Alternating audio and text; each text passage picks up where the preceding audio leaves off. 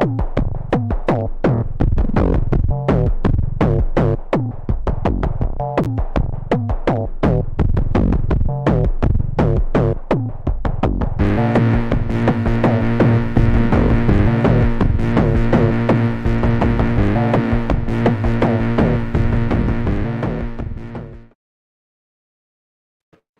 everyone, and welcome to another episode of Right Now. I am your fabulous host, Frank Martin, and today my guest is Victor Dandridge. Hey, how we doing, everybody? Hello. Thank you for having me on. Thoroughly appreciate it. Thank you for coming on. I always love to meet people through the show. I'm live! What do you want? Yes. Huh?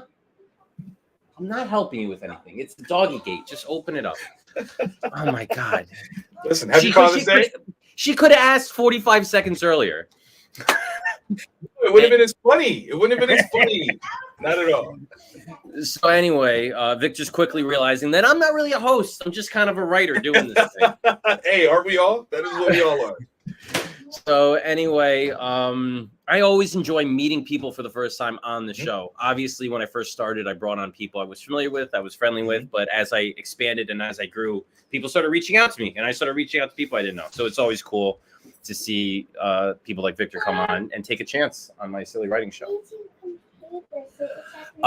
So when I asked Victor if he had anything to share, he said he had a thought exercise. Yes. And I did not know anything about it. So I'm going to hear about it live with all of you. Yes, indeed. Take it away. You have the floor.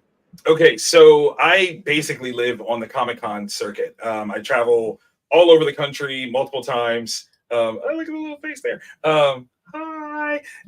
One of the things that I have seen happen more often than not are like creators that don't seem to love being at the Comic-Con space anymore. Like it's work for them.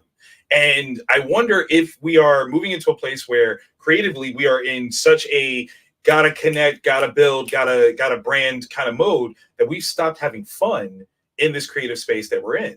And my question is there a reset that you can have as a creative contributor to something so that you go back to being a fan of it again? That's my question. It's an interesting question because I have a precarious relationship with cons. Obviously I have naked children running around, so I don't get out to the con circuit as much as I want. And throw that bring away. them with you. Bring them with you. You know what? My son's 11. He's turning 12. Mm-hmm. And this is actually going to fold into what you were talking about because I recently did a con. It was specifically indie comics. You know? Okay. No cosplay, no big publishers, no like fancy little, I don't know, like tchotchkes that are being sold. It was just indie comics. And it was small and it felt like a con that was made up of Artist Alley. Okay. And it was cool because I think one of the problems with being on the convention circuit is that as an indie creator specifically, you have an uphill battle selling people, you know? Sure. They're not there to see you, really. Right. You're off to the side. You got to convince them. But when you have a con that's dedicated to indie comics, that's half the battle. They're there expecting to see you. So it was such a different environment. It was such a different atmosphere. I think the creators felt better because it was their space as opposed to they were just like infiltrating some other. Right. So I think it depends on what the convention is molded around. And that really, and I brought my son. This was the first time I brought him, so it was cool too. I took pictures when I was like, watch the table. I'm gonna walk around or whatever. I came back and I saw him like trying to pitch my books to people, and so I took pictures of him doing that. And then as I walked up, I'm just kind of like I was pretending to be just another customer, just like browsing. I'm just listening to him. And he's turning to me. I'm like, I don't know you. Keep talking about this. So I like finding that friendly, laid back atmosphere, especially when it's not that uphill battle. It makes things easier. It does. Absolutely. That you bring it up. Well, and I think one of the things that I think does it in that way is the removal of needing to make sales to warrant being at the show, right? And that's like the other part of the equation. Like I don't know. Did you ever go to Comic Cons where you weren't an exhibitor? Did you just go like as a fan? Yeah, and the big ones like I did that as for New York Comic Con and such. Okay, same, right? And so I found that like if we go without being in the exhibitor capacity, we're far more okay with the idea of spending this money and not getting anything back other than experience. Can you do that as a creator though? And I think like there are ways to do it, but we just don't necessarily lock into that. Yeah, I think a big problem, it's two-pronged. A lot of it's mindset, right? Yes. If you're in that mindset of I'm here to sell books and make money, you are going to come away disappointed. Yes. That's it. Yep. If you're there for other reasons, selling could be a part of it, but there's other things that you can accomplish. You could get emails for your mailing list. You could network, hand out business cards. You could potentially find new artists and writers to work with. As long as you have the mindset that you're expecting and have a perspective of achieving different goals, it makes it so much easier to have a good time. I agree. The second part of that, and this is an economic issue, is table cost, right? If you have to make a $250, $300, $400 table cost, that's in your mind constantly. Yes. And if you have to make a $65, $75 table, it's a lot easier. So you could have the same amount of sales, $80, whatever. Right. And if you come back in the positive, it's just a different feeling than if you lost $300 on your table. And I understand that it's hard because all the costs are going up for cons. Right. So they're not picking that dollar value just arbitrarily. Very true. So that's just the economics of doing a con. See, one of the things that I found, and this was like kind of opened my eyes over the last two shows. Like I said, I did Fan Expo Boston last weekend, Fan Expo Dallas the weekend before. And one of my jobs as, the hardest working man in comics, as I go by, is to moderate panels, right? So I'm on stage with celebrities, big name comic creators, things like that. And it shocked me when I was on stage with the comic creators, how many other aspiring or even established comic creators weren't in the audience to ask questions. They weren't there to glean information from those guys that have already achieved the things that we've been trying to achieve and maybe find out, some of the blueprints for how to do that. Instead, they would rather almost like, slough it, behind the table and try to make back that money, as opposed to like basically saying, okay, I will waste 45 minutes to attend essentially a master class of someone that's higher in the food chain than me and learn as much as I can, and then start to use that opportunity to, inform what I do on a creative sales point. And it just struck me as so very interesting how many people I didn't see in those rooms. And it just brought me back to the place of like, if I'm a fan, I'm going to go because that's what's normally in the room. I attended a small con in New York in November, and I didn't table, and I went to 2 panels, and I never really done that before. And it was a different experience because I didn't feel like I'm here to grind, Right. So it's, I feel that I'm totally with you, and you got me excited now. Let's hang out at a con. Yes, let's go. Say less. I'm in New York. I got a convention later this month. And then I got a press pass for New York Comic Con for all 4 days. Excellent. I'm usually there, so we will definitely hang out. But it's just I got a press pass. I write for some media outlets. I was able to get that, and it feels so much more free to go with a press pass than to go with a table or to go with this or to go with that. I don't feel tethered to the table. I could bounce around, and I do have publishers I've worked with that have tables, so there's always a way around it. But yes, the convention problem is definitely I'm interested that it's been on your mind, because it's been on a lot of people's minds. I hear all the time people saying I'm going to cut back in conventions. Right. And I think it's not a matter of cutting back on conventions, it's cutting back or reframing how you do them. Because that's another one too. If let's say instead of you trying to sell a book, right? Because you're talking cost on cost on cost. You've got the travel costs, the table costs, the production costs. That's a lot. But let's say you have some sort of marketing material, something small that you can give away easily, and you go to a panel of a big name guy, right? Mark Silvestri, right? We throw that out there.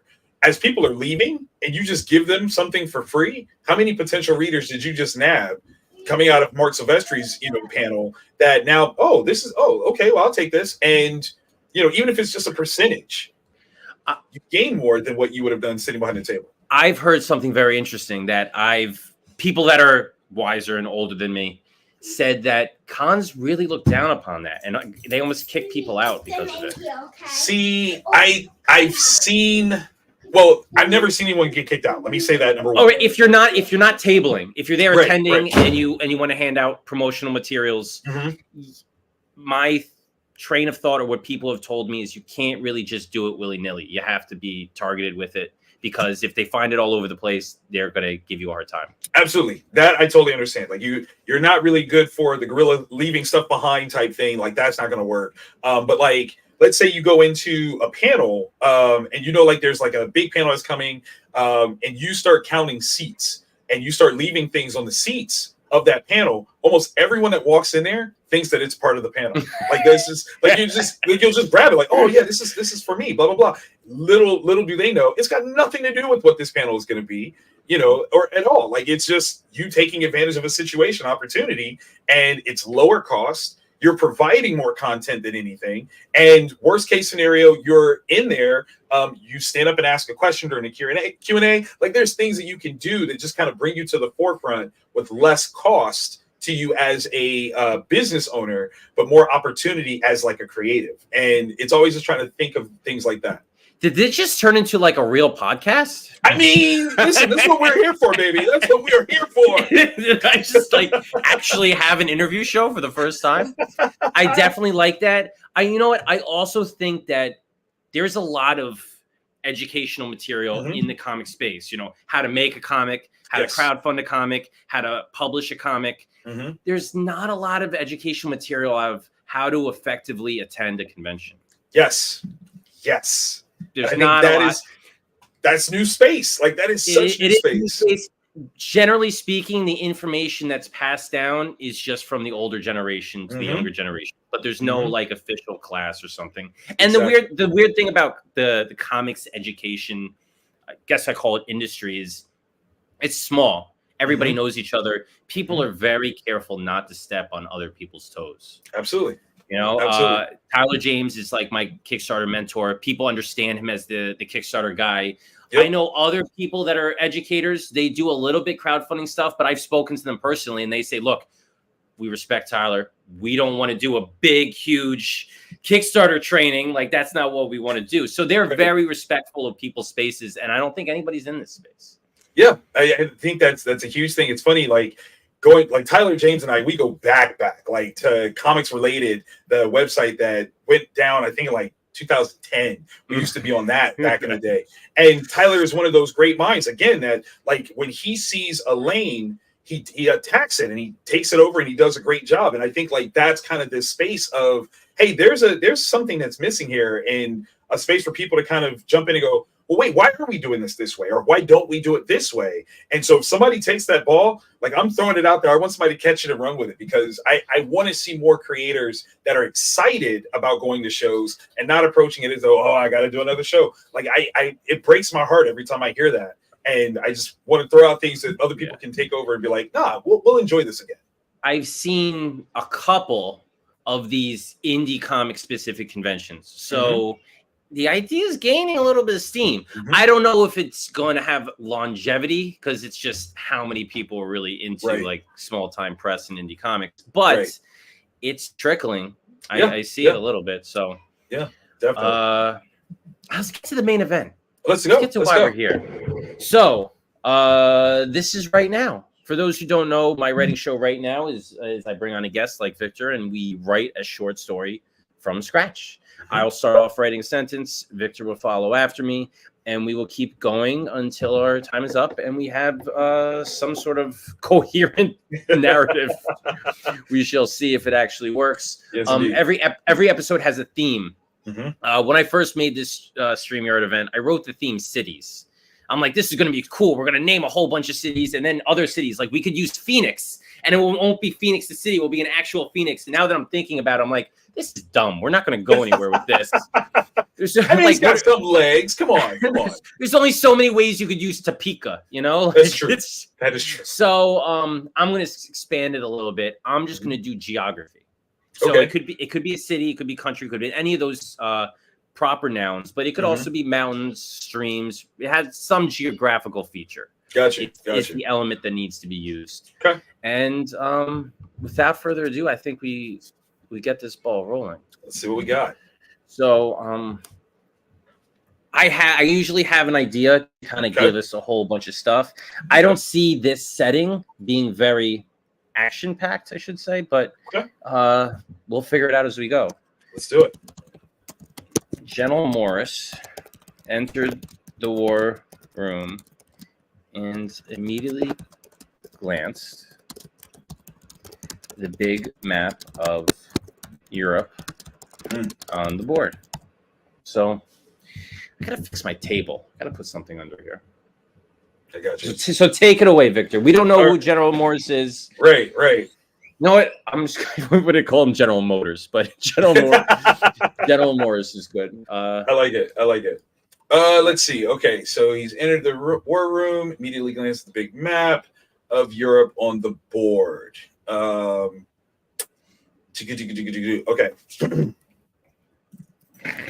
Anything and everything. That's what you can write about. There's no limitations. I submit to a lot of prose anthologies, and they always have this. They always have the same stipulation. Anything is available. You can submit any type of story, but it can't be like. And they always have the same ones. Can't be graphic, sexual violence or incest or baby killing. It's like so be like anything but with caveats.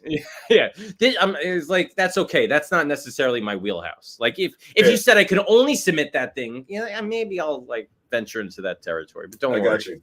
You're let's see. The array of pins mark strategic points across the eastern shores. I mean that's good. Shores, you got it in there. Right. You got some geography in there. Yeah, you got it. Lily, can you get something for me to put under this table so it doesn't rock back and forth? Yeah, what do you need? What do I need? I don't know. Paper. Figure it out. Be creative. Use that brilliant mind of yours. Hello? A pillow? No, pillow's not going to fit under the table. I love your out of the box thinking. Right. It's soft. It's not going to jostle too much. There we go. No, don't shake the table. I'm using it. Just fine. You know what? This might work. Money. Why not? This is what dollar bills are used for. There you go. What do you mean no? It's not going to be forever. It's just going to be like for right now. It's not enough. It doesn't work. Not now, but right now. Go find some. Hey, that's how much money we got. It's not enough to prop up the table. An array of pins mark strategic points across the eastern shores, dividing countries from their neighbors. Mm-hmm.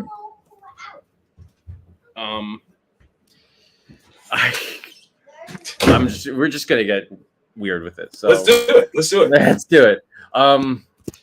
Why haven't we attacked yet? General Morris. I'm going to totally cheat. You're allowed to cheat in this. General Morris barked at... I'm going to butcher this word. Commandant? You got it. Good job. Commandant Topeka. Now, because I said Topeka earlier, I'm going to put it as a name. Commandant Topeka. Mm-hmm. Okay. I like that. What is a commandant? It's the commandant, an officer in charge of a particular force or institution. That's very vague.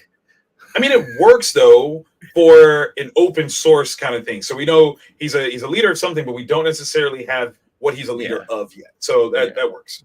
I like that.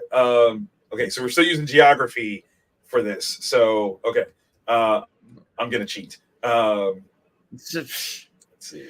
Rules were made to be broken. Absolutely. Let's see. Are you a Star Trek fan? Always.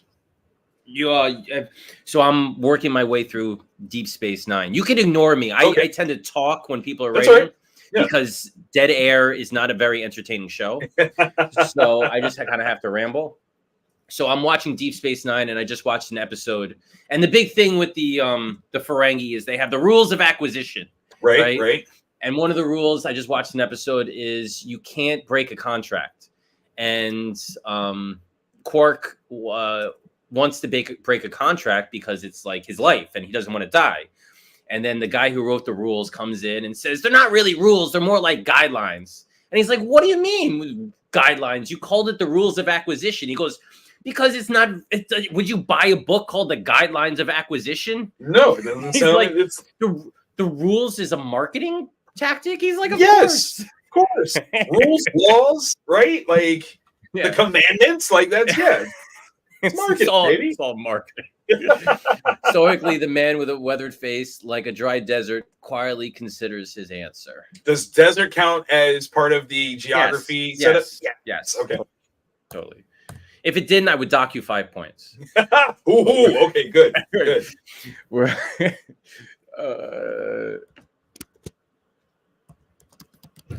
I'm sorry. This is very silly. I'm sorry, sir. Topeka quivered with little streams of tears Oh wow. Oh, rolling. You like that? I do. Rolling down his cheeks. Well done. Well done. This is, Well you know what I'm envisioning right now? What's the name of that movie? Doctor Strangelove, or How I Learned to Stop Worrying and Love the Bomb.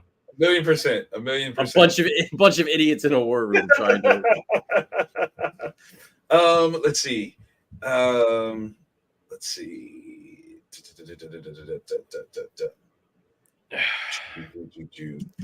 Stoked by his ordinance. We're having very detailed prose here. At some point, we got to move the plot. We got to create some something going on.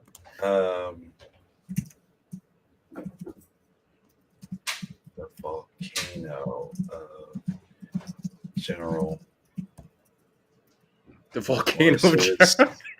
patience. This is going to be the whole story. Just us going tit for tat. Just back and forth, baby. Just using geographical terms other than what they're used for. I like it. The volcano of General Morris's patience erupts. Yes. All right. So let's get the plot going. What's going on? You know what? I'm gonna get the plot going, but I'm going to put the ball in your court. So and I'm going to do that by this. Mm-hmm. If we don't, it's a big map of Europe. So I'm trying to think what should be my. This is, again, I'm going to cheat because this isn't technically a geographic term, but if we don't cross the I'm going to say, am I going to spell this right? Demarcation line. I guess that's a geographical term. It's on a map, right? Yeah. If we don't cross the demarcation line soon, then those. I don't want to. You know what? I don't want to like write Frenchy. Those French bastards. Like I don't want to. I want to just go after an entire country right now. If we don't cross the demarcation line soon, then let's just be generic with it. Then the enemy will.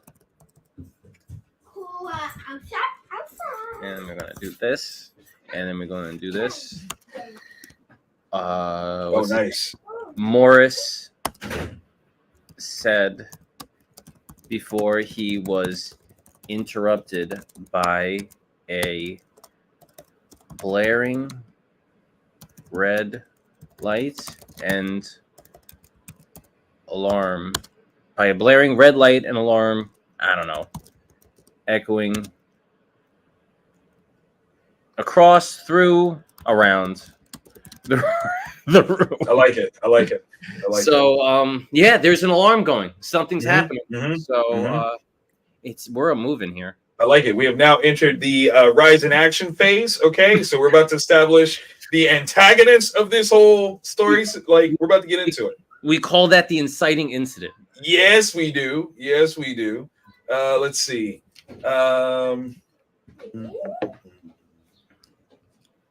You can't leave them out there, honey. They have to come in because they're puppies and they will eat anything.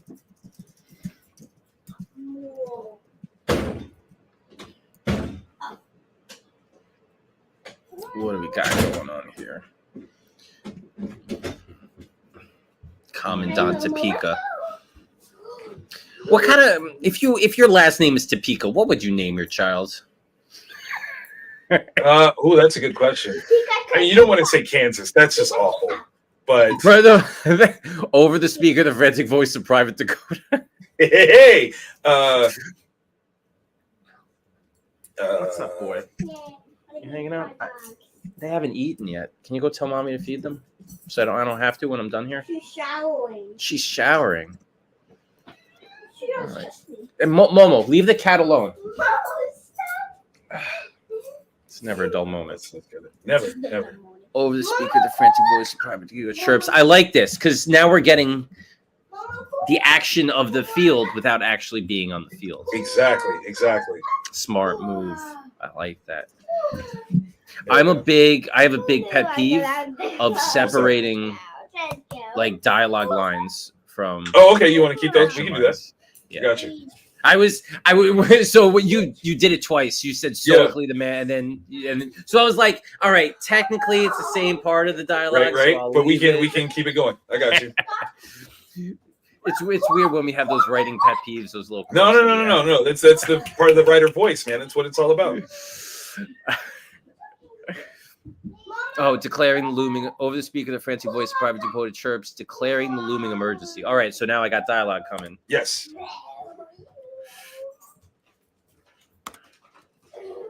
All right, so now what should I do? Stop it, Koa. Stop it. Stop it, Koa. I used streams before, right? I haven't used rivers yet. That's true. Stop it.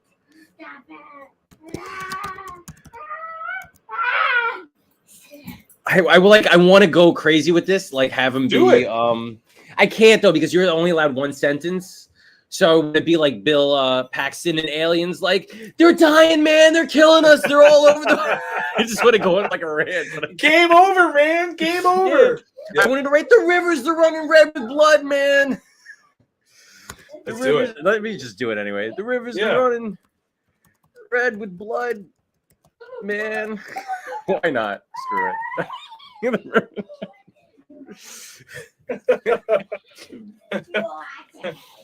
Let's see. That was pretty funny. I like it. My dog just fell off the chair. Oh no. It's all right.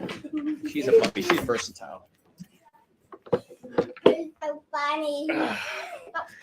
We still don't know what we should not like clarify what they're fighting about. Okay. I like that. No, that's what I think. But there's no teamwork in this. It's every man for himself. I got you. All right. If you want to just say that they're fighting over a chocolate shortage in Europe, that would be fine. It happens, man. It happens. Let's see. God forbid there's a chocolate shortage in the world. Man, truly. Let's see. Blood, man. Yeah. Why are we fighting over semiconductors? You know, like candy. That's right. Real. That's the real thing. Right.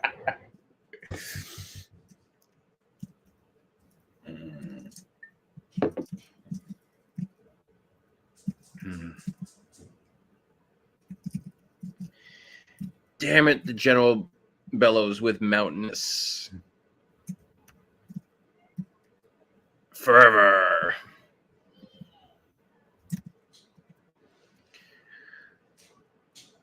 I love the all caps, damn it, too. Oh, yeah, you got to feel that one. Bellows with mountainous fervor. Since I started writing comics, I've looked to ways to make my prose more, I don't know what the word is, creative, imaginative. Okay. And I'm thinking of like tools that we have in our toolbox. We don't have a lot, right? True. We could do caps lock. We can mess with formatting. I wanted to do I did it, and I wanted to, but I did a story, a werewolf story, where the character, when he's in his werewolf brain, it's one font, and then when he turns into a Oh werewolf, wow. it becomes another Nice. font.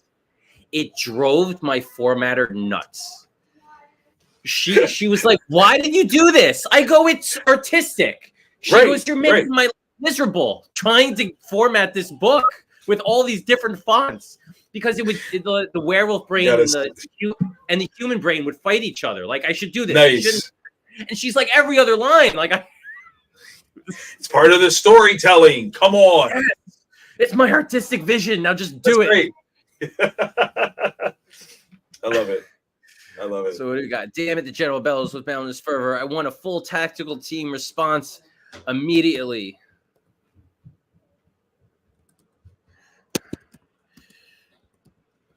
The General and his, I don't know, team watched the map as a, this is, I don't know if this counts. You're going to say it counts because it's my show. But the General's team watched the map as a fleet of his warships roared across the European, and here we go, is my skyline. Okay. Is that geography? Because it's in the air. I don't. Yeah, I think in order for a skyline to work, there has to be a geographical base for it. So you're right, because otherwise it would just be space. Exactly. So no, I like where you're going. I like where you're going. I like this. I like the justifying, the justification to we tell stories. We tell stories. This is what we do.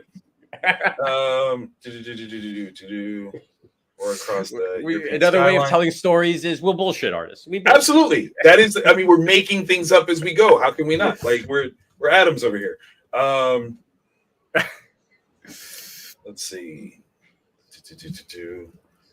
I'm gonna add to this sentence structure. Yeah.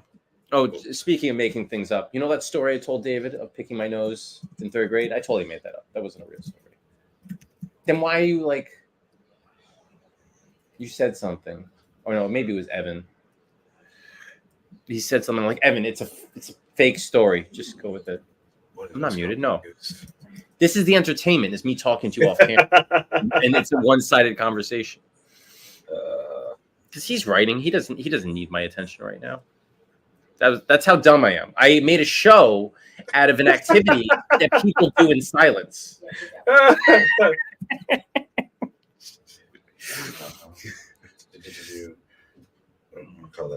When I first started doing this, I had a separate computer that I wrote on, and then I would forget that like the people watching can't read if I don't scroll up. I'm like, it's so much easier just to write on the computer that I'm streaming on.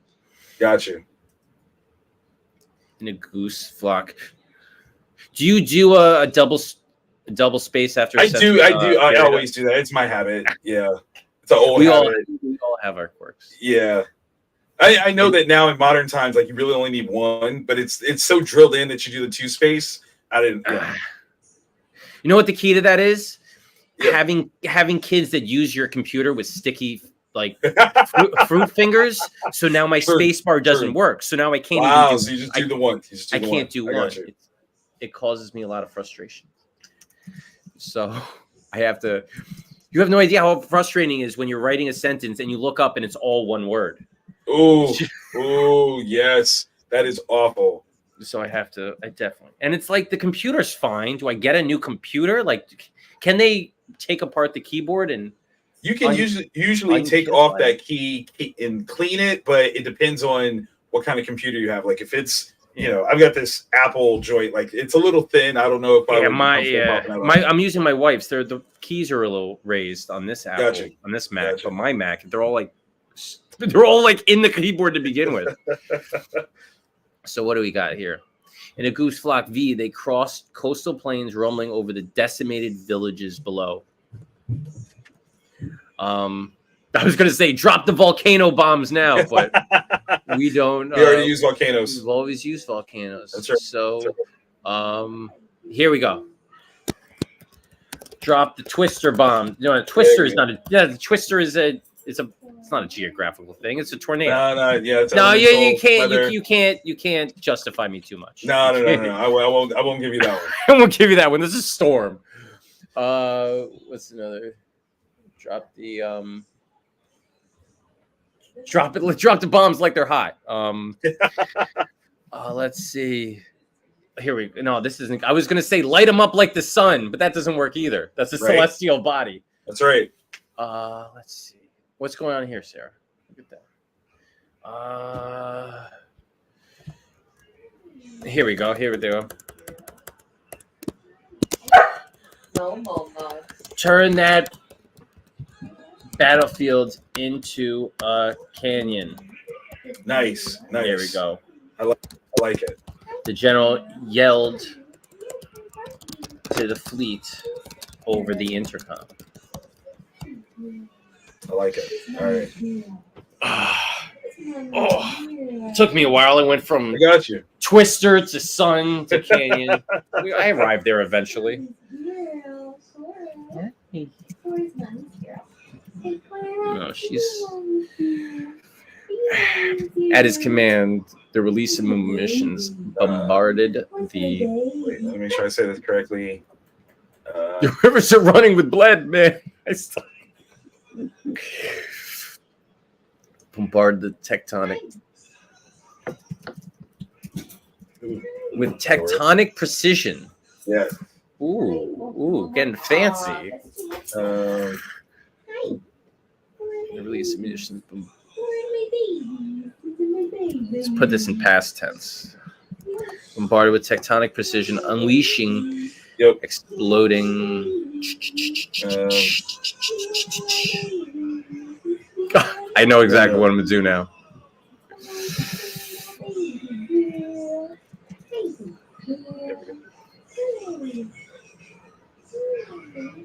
All right, that's unleashing explosions felt for miles in all directions. Mm-hmm. The war room. Is war room 1 R? No, it's 2 R's. Yeah. Is it one word or is it 2 words? 2 words. 2 words. Jesus, third time's a charm. Momo. The war room No, he doesn't want to play. fell with you. silence until No. Private You okay, Apple? Dakota's crying voice came over the speaker. This is terrible English, but I'm just doing it anyway. By saying, Worm fell silent until Private Dakota's crying voice came over the speaker by saying, the bombs were dropped on our Oh wow! on our hiding position in the prairie. Nice, They They bombed themselves. They bombed the wrong team. Oof. The war room fell silent, so Private Dakota's crying voice came over the speaker by saying, the bombs were dropped on our hiding position in the prairie. Why is this prairie lit up? It wants me to undo.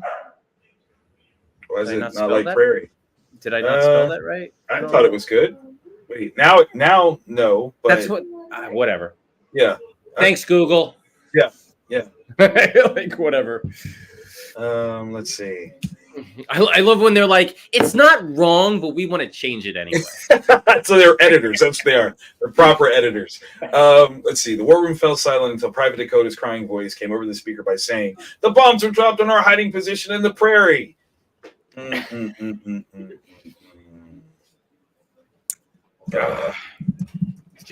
General Morris. I should have called him General Mills. Are you cooking? Can we feed the animals? No. General Morris traces his finger. Oh, I love the visual. Traces along the trench on the map. Yep. That's like some Christopher Nolan editing Yeah. right there. Yeah. Shot tracing along the. That's right. I don't know what happened, but it seemed like he was chewing a sock that was just this part, like it was ripped off, and it was hard and caked in mud, like it was been outside for days. They want that dollar bill. I don't know if we put it under the table, but can you get it? I put it under the table because this table is Well, wobbly. it's still wobbly. I understand it's still wobbly, but I'm a little busy. Well, don't eat money.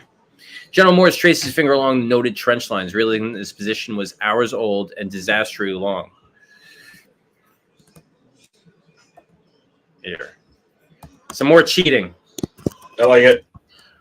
And I want to use Google for help. Okay. Let's go up to. I'm gonna get another guy going. We're gonna. I already wrote commandant in there, so I'm gonna look for a synonym for commandant because I'm lazy and don't want to try to think of something. Here, we'll do chief.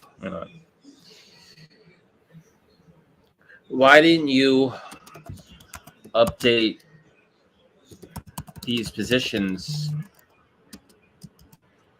No. Chief. Now I just think of this Chief Hillside.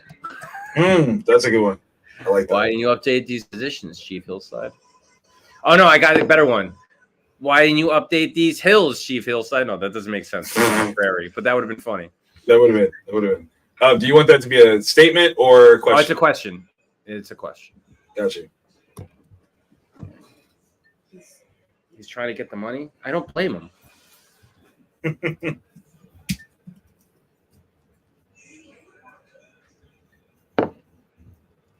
We spent a good amount of time talking about cons, so I need to see what we're at. We're at 41 minutes. Okay.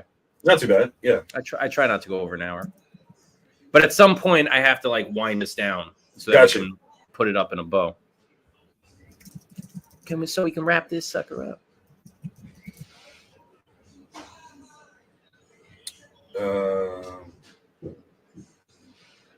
How do I want to say this?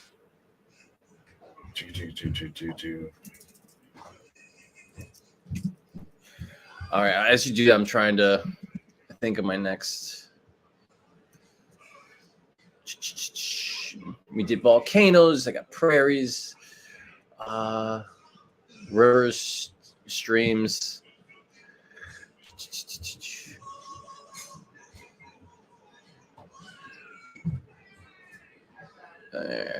What should I do? He turns to see the chief drawing a pistol from the valley of his holster, pointing it menacingly in his direction. Plot twist. Right.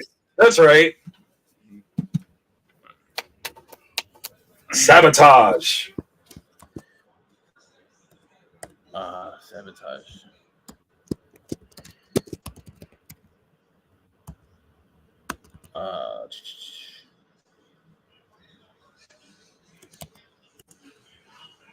Here we go.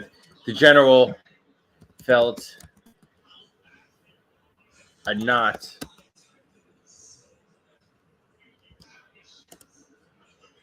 The general felt to not fall into the trench.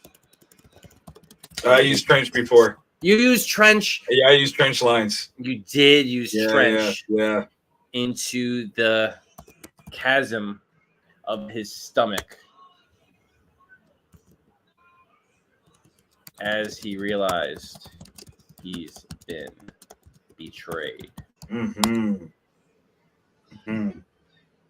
Okay. Realized why are you unhappy, Google? He'd been betrayed. Okay, whatever. That's the hard part is when it's right and you're mad. You're like, whatever, man. Like you knew what I was trying to say. Stop being that way. Let's see. Okay, but there's other people in the room, so we have to figure out exactly where the allegiances lie. That's right. Is this going to turn into Reservoir Dogs? I was just literally talking about this movie to my 14-year-old daughter and how she's not ready for it yet, even though I think she'd love it. I got a little rambunctious with my recommendations to my son. So I'm in a great age. I'm showing him tons of stuff. I'm like, all right, he's getting older. Right. I'm going to show him my favorite movie, Training Day. Wow. It did not go. How old is your son? He's 11. Yeah. I hadn't watched in a while. It's all right. It's all right. When they got to the part when they were like, they're gonna run a train on your girlfriend, I was kind of like, maybe I should. Let's pause this for a second. But you get to the point where he's like, I get all the love from the homies. You're like, whoa, time out. Well, Flag on the play. So he watches Rick and Morty, and they talk about everything. They do. But and I realized this afterwards. It's different when it's in like a dramatic setting. It's not the same thing. Right. When you're making raunchy jokes and it's like crazy sci-fi cartoon antics, it's a totally different tone than if it's Denzel, right. Why did Denzel have to be crooked before he took it? That's why, That's real. It's real. It gets serious. Topeka joins the mutiny. So now we know Topeka. That's right. I know what I would do here because I'm all about problem solving. And if we have all these characters in here, I would just have Topeka murder them all. Just get them off the map. Just like, how do you deal with all these extraneous characters? Just wipe them out. Joins the mutiny, pushing General Morris to the cliff of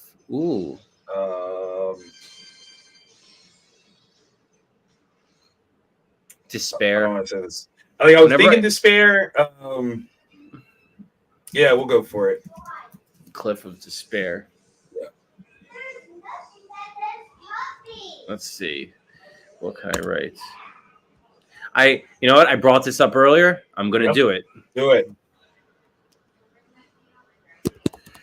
Once the current regime is dead and gone, General, we, the rightful heirs of this land, which we haven't even stated what it is yet. Yeah. With the rightful heirs of this land will arise like a. What am I going to write?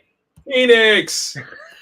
And I put it in all caps too, and I totally spelled it wrong. But that's all right. That's all right. We know what it is. We know what it is. All right. All right. Do one more, and then we'll start to wind down. Gotcha.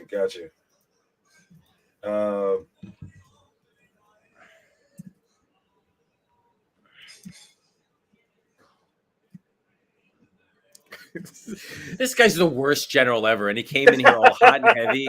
He didn't even realize the battlefield on his war map was wrong. Right.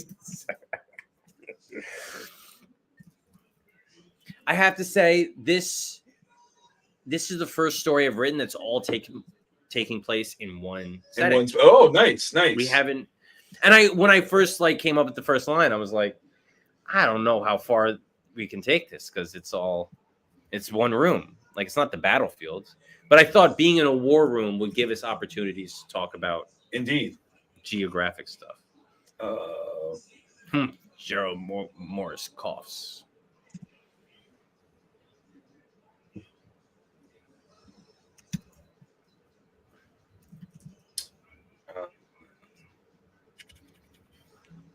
No.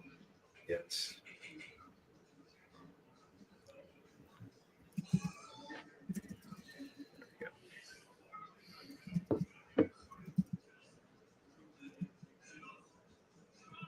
You gave them the border. All right, border. Border works. Mm-hmm.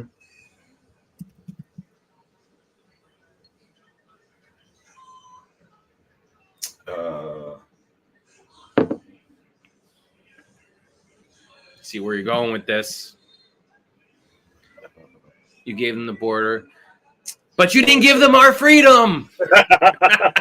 You may take our lives.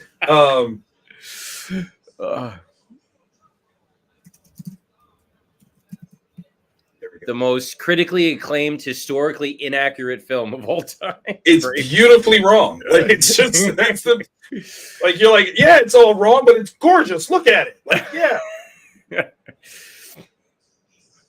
You General Morris coughs. You gave them the border, but you didn't hold the field. That's right. So what does that mean? That they that they made a mistake? Yep. The mutineers? All right. Yes. I Yes. just need to know where to take it from here. So, we have been going for 50 minutes. This has been pretty quick because we started at 15 minutes, but Yeah. and it seems like we wrote a lot, or maybe not. Maybe it's in my imagination. But either way, we're going to do 3 for 3 now, which Okay. basically means we're going to keep doing the same thing, alternate, but we each have 3 sentences left. I got you. So now we know we need to Bring it all home. bring it all home. But you didn't hold the field. Mhm.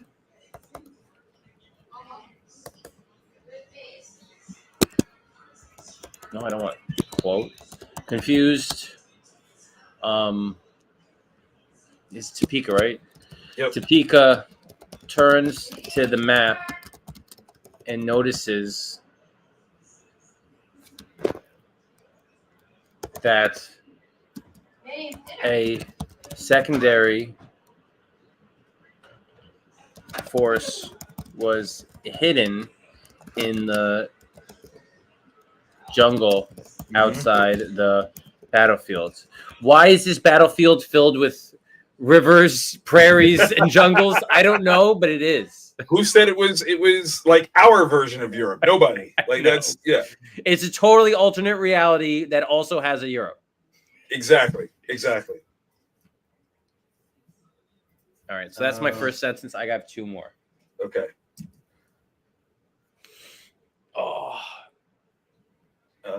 Let's see. this is cool. We've created an entire. We've created a war story without showing any actual war. Exactly. It's kind of cool.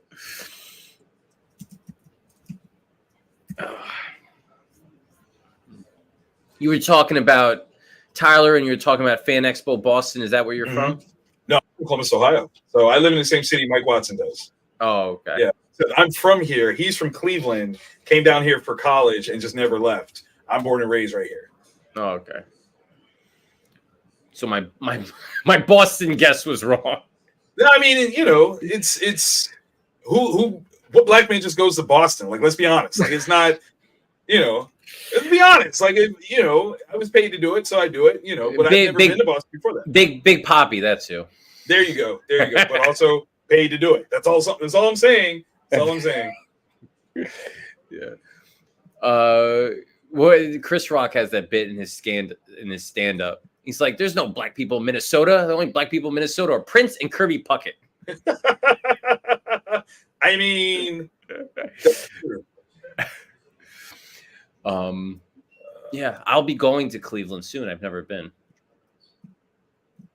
I'm not all right. I'll correct myself. I'm not going to Cleveland. I'm going to Michigan, and I'm stopping overnight in Cleveland. Got you. What's taking you to that state up north? Summer vacation. Okay. Yeah, so my friend goes there every year. He likes a place in Michigan, and he kind of invited us. So road trip, because flying a family of 5 is expensive. Facts. And, my life. And now that we have 2 puppies, it's going to be a road trip with 3 kids, 2 adults, and 3 dogs. Wow. Fun. Can't wait. Yeah, see, I've got 5 kiddos, and yeah, with a range of age from 21 to 7. So travel is crazy. It's crazy. All right. Dakota, execute maneuver forest for the trees. I don't know for a fact, but I feel like that should be in italics. I think so too, but I wasn't sure how to write that in there. Like, I needed something in there because I almost wanted to put quotes, but I'm like, no, we're already using quotes. I mean, I don't know if italics is the correct thing, but it instinctively feels like the right thing. I like it. So we each have 2 sentences left. Yep. It's Dakota, the guy who just said the rivers were running with blood and who said you bombed our entire side is now in charge of executing this, stopping this mutiny. Where I've got this going in my head, it's we'll see if you pick up what I'm putting down. We'll see what happens. I'm not. Okay, all right. We'll see. Dakota, execute maneuver forest for the trees, the general intensely yelled. Topeka, with their guns still drawn, because I want to get that visual going. Topeka and who was the other? Hillside, right? Hillside. Topeka and Hillside watched the map in horror as their I was gonna say fellow mutineers, but they're not if they're the enemy that they're working for. It's true. In horror as the enemy they sided with. Their guns still drawn. Speaking Hillside watched the map in horror as the enemy they sided with was surrounded and gunned down like I want to write fish in a barrel, but that's not a geography thing at all. Not quite. Like fish in a puddle. I totally made that up. Okay. That's not a geography thing either. Like fish in a pond, small pond. we got to get the show on the road. So I got you. We'll count it. Like fish in a small pond. All right. So I have one more sentence left, and you Yes. have two.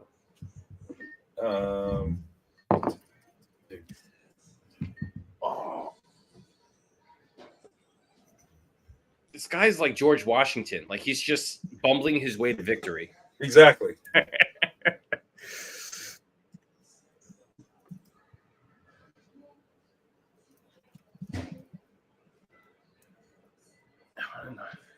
As the enemy they sided with was surrounded and gunned down like fish in a small pond. Distracted, they don't notice the general retrieving his own sidearm.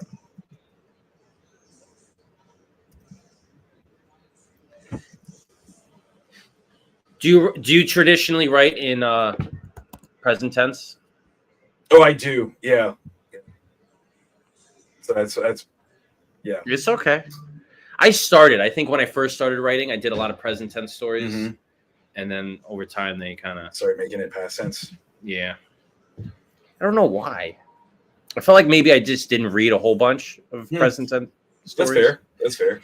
Distracted, they didn't notice the general retrieving his own side and leveling across the latitude of the room. Okay. This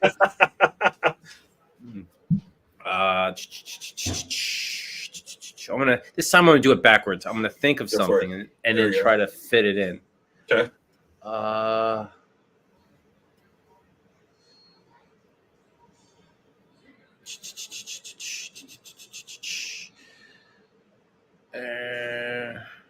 I'm thinking of stuff like geographic events, but they're not really geography. Like I was thinking like a landslide.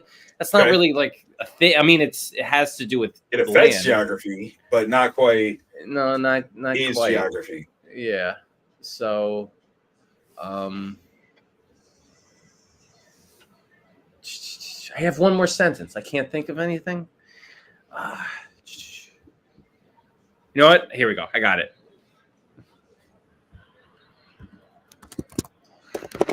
At that moment, the mutineers. This is breaking the context of the story, but I'm going to do it anyway. So what we got? At that moment, the mutineers felt on an island as they were forced to their knees in surrender. Nice. So that technically doesn't fly. I mean, it works because I used, pushed against a cliff of despair like that. Well, that's not what I meant. What I meant was the narrator's not omniscient, so we wouldn't be able to know what they feel. How they feel, right? Yeah.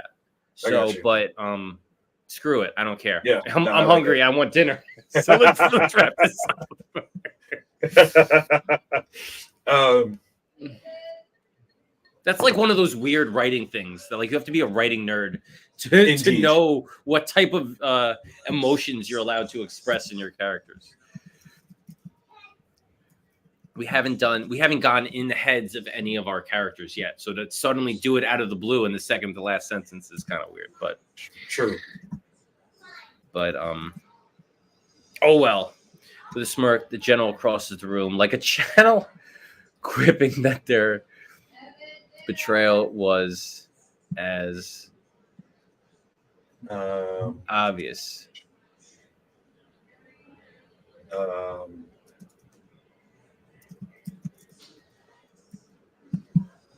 It works. There it is. And then my favorite part of every story. The end. That was cool. Thank you.